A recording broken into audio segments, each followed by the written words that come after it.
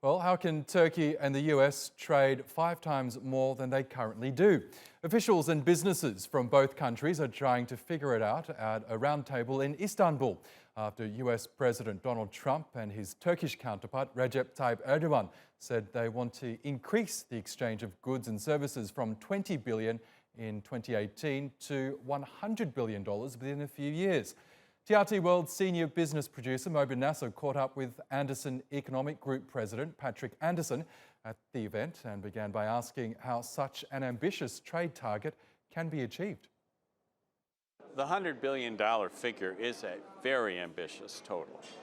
It's something on the order of moving Turkey from down here to way up towards the top of American trading partners, and vice versa for Turkey. But it's actually something that I think is possible.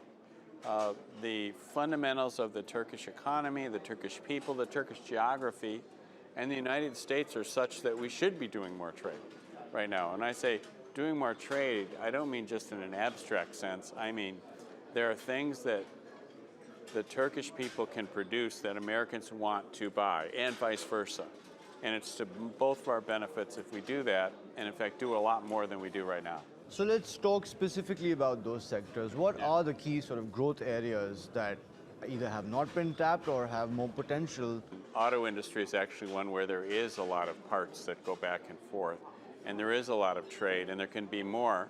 And of course, all the American car companies have some presence here, but there could be a lot more. For example, utility vehicles, other things. I think actually Turkey could produce its own vehicles and export to the United States as it does in the Middle East and North Africa region. The fast-moving areas would be things like, for example, hemp. It could go from almost 0 to 60 miles an hour. The artificial intelligence application, that could go from not 0, but let me say 10 or 20 miles an hour to 60 miles an hour. So I think there's a couple areas that we could see very rapid growth. Turkey builds pipelines, it builds ships.